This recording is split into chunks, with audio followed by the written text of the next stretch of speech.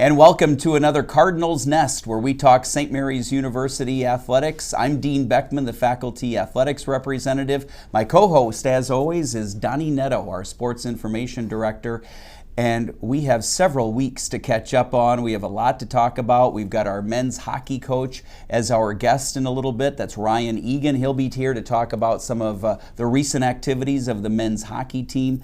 So, Donnie, it's one of those shows where do we begin? Exactly. But I've got a pretty good idea where we're going to start. We are going to start with women's soccer. Women's soccer, because for the second year in a row, they are playoff bound. An exciting match the other night, a 2-0 win over McAllister, and that has propelled their team into the playoffs yet again. Yeah, it was kind of funny as I was talking to Coach Rizzo before the game, and there were so many scenarios that needed to happen for them to be able to clinch on Tuesday against McAllister, and every single one of them fell into place, which is nice for Coach Rizzo, because now they can go into their final regular season game against St. Scholastica, and while you don't want to not win, it's not one of those where you have to win to get in. So that certainly takes a little bit of pressure off of them, but obviously he's going to want to go into postseason play on a winning note. So a lot to play for on Saturday, but a great win. Hattie Falkman had just a remarkable goal in the 67th minute. I wish we had a highlight of it, because it was amazing. Broke a 0-0 tie, and at that point, it really felt like that game was going to go into a 0-0 deadlock, because it was two teams that were incredibly close, and both had their chances, and nothing would come of it.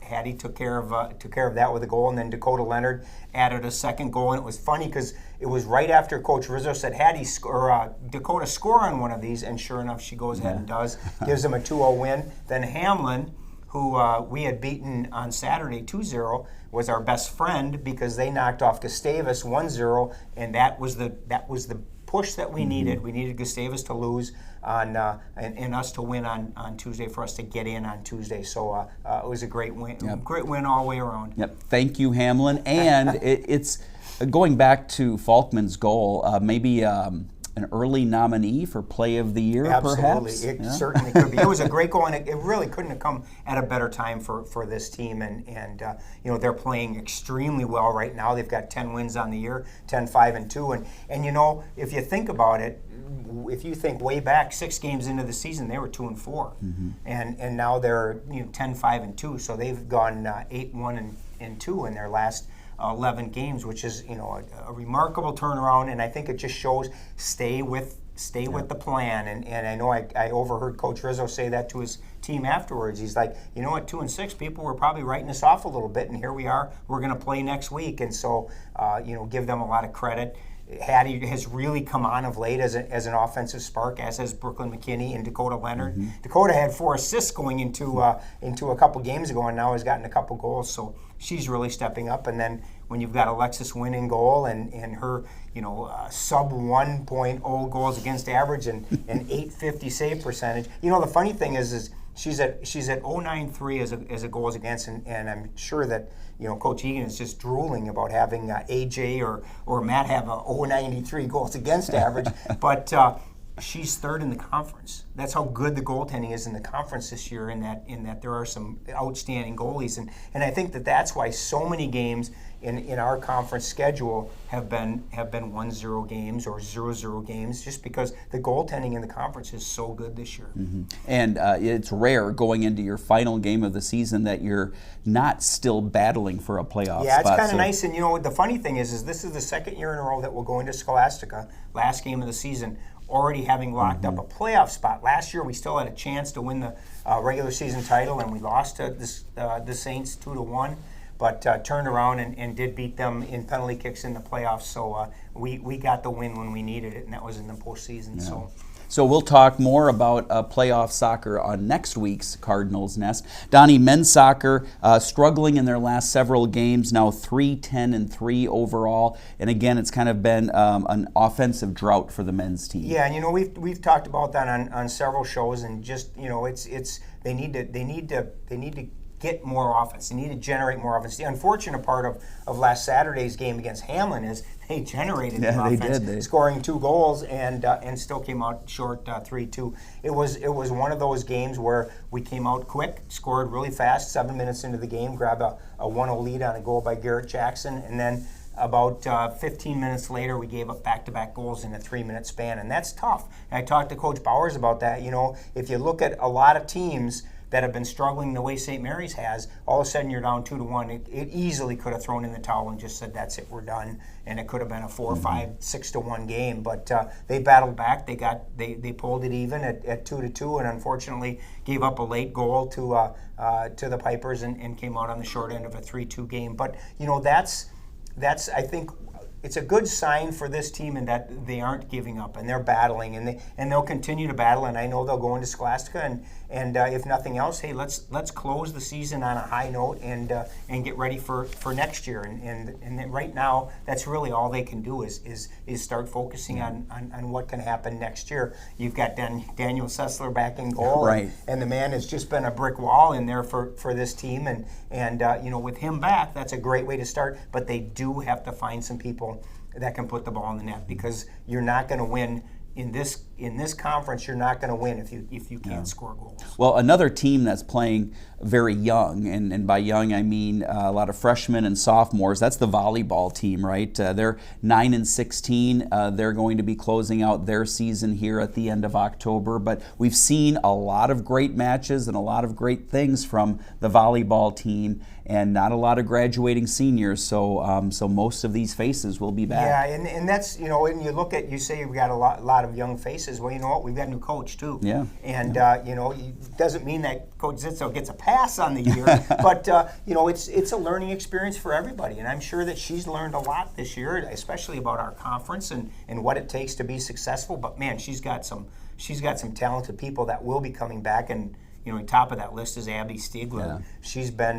you know, her and Kiara coming back as a potent 1-2 punch, and that's you know, that's going to be tough for teams to stop. I think the biggest question mark right now is going to be who's going to replace Mandy Schmidt and Larkin Clem as the setter. I know that there are other setters on our roster that haven't seen a lot of playing time in the setter role, but you know, you've got 2 seniors who are graduating, so that is going to be a position that they are going to have to find somebody to fill. And you've got Peyton Berg back as the libero, and she's had an outstanding freshman year. So you're right. I mean, at so many positions in our starting lineup, there are non-seniors starting. So the future is bright. I think they've just got to you know, use this year as a learning experience and move forward from here. Yeah.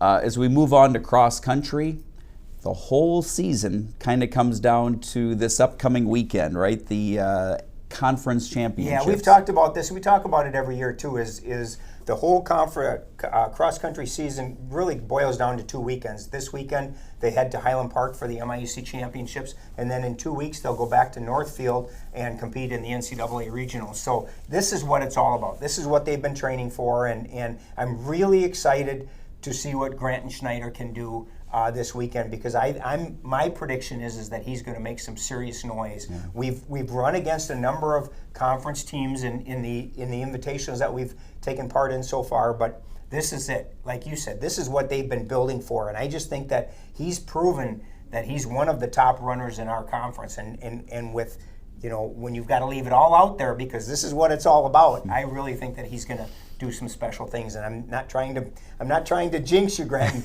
but I think that potential is there to do some really good things, and I'm excited to see that. Carolyn Guerin has been running really well to lead the Cardinal women of late, so I think she's going to do a nice job, and it's exciting to see what they can do. When this is what it's all about, this is what you've prepared for your whole season, I think that usually good things are going to happen. And another one of the cross-country women runner, Emily Kern, we discovered, Donnie, during the volleyball season, she can sing. Oh, can she sing? Wow, she's been can doing she sing the national anthem? Oh, unbelievable. And she's getting tired of us saying great job, because every time you're in awe. She's just so good at it, and we greatly appreciate it, because who doesn't enjoy listening to somebody talented sing the national anthem compared to just a recording or something? Yeah, so I wanted to give Emily her due Absolutely. there for sure. So before we bring Ryan Egan on, the men's hockey coach, Want to talk about the exhibition games that the women's hockey team has played so far. One of the games was on the road, the other at home as part of our icebreaker event that we'll chat with Ryan a little bit about. But a couple of big wins for the women's hockey team. Nice to see them start off this way. And the biggest thing, and I would love to have AJ on because I'd like to ask him this too, in that it's great. You know, you're going into your season opener with a couple of wins, but they don't mean anything. Right. You know, you've still got to come out on Friday because that's when it matters. You know, great. You've got those 2 exhibition wins, but in the grand scheme, that's great for the coaches because they can see what you have. Mm-hmm. But the wins themselves, you can put them in your back pocket and just say, you know, yeah, we won 2 exhibition games because this weekend against Lake Forest is what it's all about, and then you're playing for real. And I think that more than anything, as you mentioned, it was the icebreaker event itself. What a phenomenal experience for not only I think our players and our coaching staffs, but the Winona community. It was really an awesome day. And it didn't hurt that it was 80 degrees outside either. Right, yeah. You are watching the Cardinals Nest. We're coming to you from the Jerry and Pat Pappenfuss Multimedia Lab in Aquinas Hall on the Winona campus. And what's coming up this weekend, Donnie? What do we need to be on the watch for? Well, as SIDs in our conference say, this is crossover weekend. So this is a weekend where we are closing out most of the fall season sports, except for postseason, and then we bring out the winter seasons, as I mentioned, with hockey kicking off this weekend. So men's soccer will play Wednesday night. They've got their final home game against McAllister. And then this weekend, volleyball has got 2 matches on the road against St. Olaf and Gustavus. And both soccer teams will close out the regular season against St. Scholastica on Saturday. And then our hockey teams, it's a Lake Forest weekend. Our men will be home for two games, a 7 and a 2 against Lake Forest on Friday and Saturday, and then the women will be at Lake Forest for a pair of games at 7 and 4 o'clock. And then women's soccer, as we mentioned, will open postseason play on Tuesday on the road. It's just a matter of who we play or what time, but it will definitely be on the road, as we'll probably be, or we will be, the 5th seed in the 6-team tournament.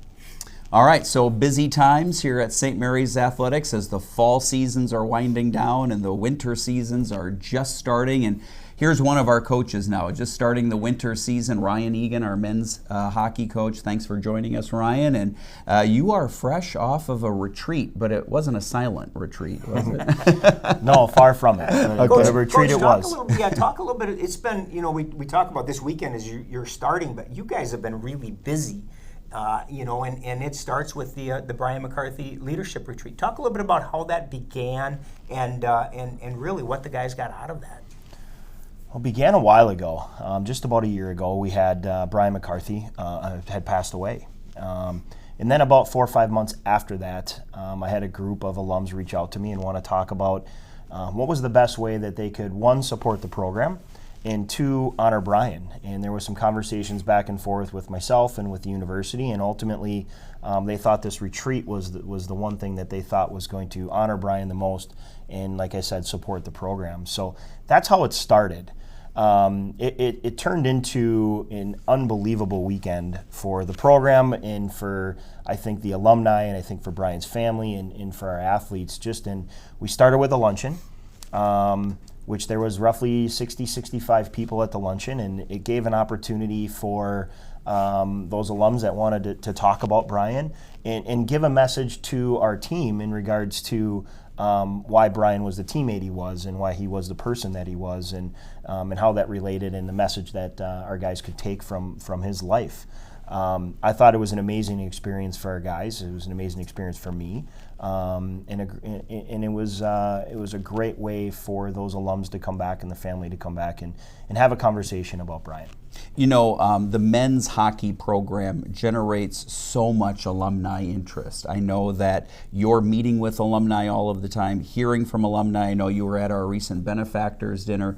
So much interest around the men's hockey program. As head coach, that has to feel really good for you, knowing that support is out there and that you've got alumni benefactors here to help. Right?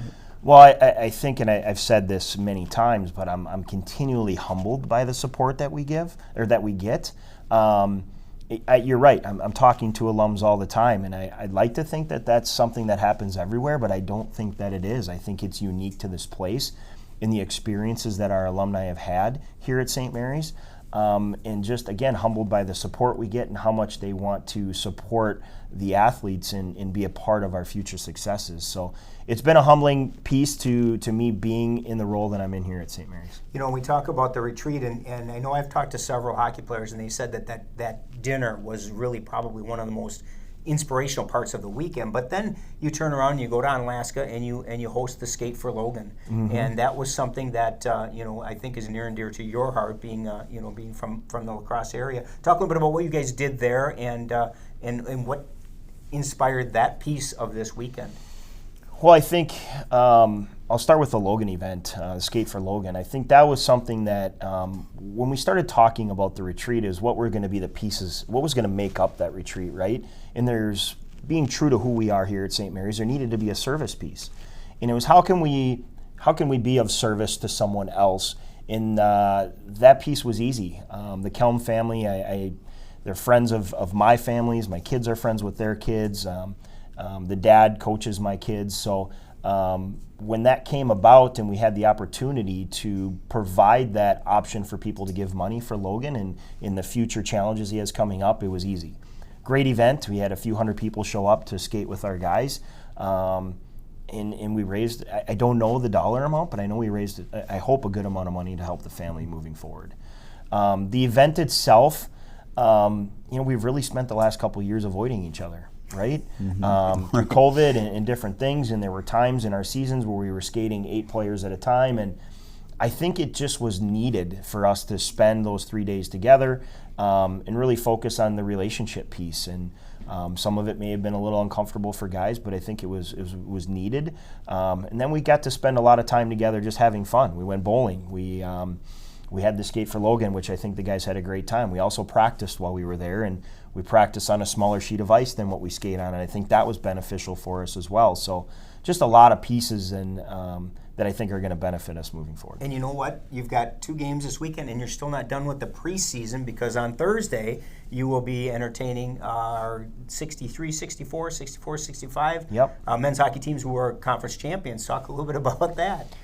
Yeah, I mean, a part of communicating with alumni is trying to find ways to honor them, right? And again, through COVID, this was something that was talked about, but we just obviously couldn't make it happen. And we wanted this event to happen as soon as we could to get as many of those individuals back to campus. So over a conversation with their head coach, Keith, he had really wanted to make this happen. So we started advertising it about 6 months ago, and we'll have, I'm hoping, anywhere from 10 to 12 alumni back to celebrate that 64-65 team. But again, it's a great opportunity and learning experience for our guys to be around that group, and let's talk about why were they successful and what was the magic behind those 2 teams, and how can we take from their experience to make ourselves better. You know, our producer of the Cardinals Nest is AJ Ruskowski, one of your players. What kind of bowler is he? What kind of bowler is AJ? I'm curious. I'm going to say most everyone was very average to below average, except for 1 or 2. Okay. In that 1 or 2, I don't believe AJ was a part of that 1 or 2. He's living his life in the gutter. Is that it? I don't know. There was a few gutter balls. I'll say that for sure. Well, now that you've gotten all of that out of the way, you have to start focusing on this season, because it starts this weekend against Lake Forest. And you were talking off camera in that it actually has become a really good rivalry between St. Mary's and Lake Forest. They're 2 very evenly matched teams that just compete like crazy, and it's a battle every year. And I know from all the years that we've played them here, I never get to go on the road and watch, but it's not the easiest of opening weekend games. But talk a little bit about this weekend. Yeah, we're excited for this weekend, and I think you hit the nail on the head with Lake Forest. I think they're a similar school in size.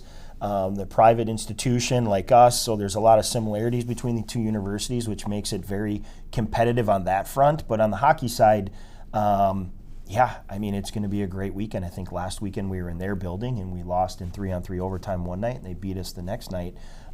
So we're hoping for that to bode well for us being at home this weekend. But it is a great way for us to start the year, whether we're here or there. It's just a great start for us. Talk about what you saw in the exhibition games. You won the one 3-2, lost the other one 4-1. But as Donnie pointed out with the women's team, wins, losses don't really matter in exhibition. It's sort of what you see or the feel you get from the team. So your thoughts coming out of those? I think we learned a lot about ourselves in many different ways. We learned a lot about our compete on night one against Stout and the fact that we were down late. We had a power play and ended up turning into 4-on-4, and we ended up scoring 2 goals 4-on-4 in the last 3 minutes of the game. So that's a good sign for a coach that we can find ways to win late in a difficult circumstance, in a different than 5-on-5 circumstance. The next night we learned a lot about ourselves, and one, because we're unique in the Midwest and in the MIAC because of so many people that show up to support us, right? So it was a full building for an exhibition game, which I think helps our young guys get acclimated to the home environment. But we also learned about ourselves as far as that there's some things that we need to mature on to make sure we're more prepared moving forward. For example, we need to play to the crowd but not be reactionary to the crowd. We need to play our game and not bend towards our opponent. So there was a lot of positives that we took out of both of those games that I think are going to bode well for us moving forward. You know, kind of, if you look hockey is a little bit different than we talked about all the fall sports, and you look at soccer and they get 4, 5, 6 games in non-conference schedule before they open their conference season. Volleyball plays about 15. Yeah. You guys play 2, and then you've got Hamlin the next weekend as a conference opener. Is that good, bad, indifferent in how the schedule is set up? I'm indifferent just because no matter who you play, in conference or out of conference, you're going to get everybody's A game every single night because you only play the 25 games. So whether it's in conference, it might mean a little more just because it is in conference. The game doesn't change. It's still going to be a great opponent. You're still going to have to show up and give your best to find a way to win. Coach, as we kind of take a look at preview the MIAC season, never easy, right? You're going to kick it off with Hamlin on November 4th, and then down the road, Augsburg and Gustavus and so on. So how's the conference looking this year? What do you know about it? You don't know a lot. You can kind of try and look back on the years past and make some assessments on your opponents, but again, I go back to it doesn't matter. Every year is different. Every game is going to be a game where you could show up and play your best hockey and still lose. And that's the beauty of the MIAC and the beauty of our conference. It's just that competitive. Got to take care of yourself, right? Absolutely. I'm going to ask one more, and then Donnie can have the last question. My question is on your new assistant coach. Tell us about him, Augusti, right? Yes, Augusti. If you'd asked me if I'd hire Augusti, I'm not sure. But it's always an interesting process when you're looking to hire an assistant coach, and this process was no different. I think in replacing Coach Elliott, we just needed someone that was going to come in here and relate well to our current group and work hard. And I think that's what we got with Mason. He cares. He wants to interact with the guys. He wants to spend the extra time. He wants to work hard and build a career. So that's, I think, what makes him a good fit for us right now. As you head into Lake Forest and you're going to go in Friday night and you're going to give your locker room talk, what's going to be the message that you want to give? Is it a message for that night, or is it maybe a message for the season and what the season holds for you? I think it's going to be a combination of both, because I think we have some things that we've been focusing on even since our exhibition last weekend. But I think you also have to have the message of you hope it's the start of something special, right? We're looking for special in this group. We think we have the character to do really, really great things with this group. So it's getting to a point where we feel comfortable with our game as soon as possible and really getting off to a great start. Well, Coach, throughout the season, we'll have you back on. We'll get Mason on, a few players as well. So we'll continue to talk men's hockey as we get ready to tip things off this weekend, right, against Lake Forest. They drop the puck. They don't tip it off. I know. I was trying to think of the right phrase. So, I finally got him. Yeah, you did. So, Coach Egan, thank you very much. Appreciate Absolutely. it. Absolutely. Anytime. Yep. All right, that's going to do it for this week's Cardinals Nest. Thank you so much for watching. Again, thanks to AJ Ruskowski, our producer. We'll see you again on the next Cardinals Nest.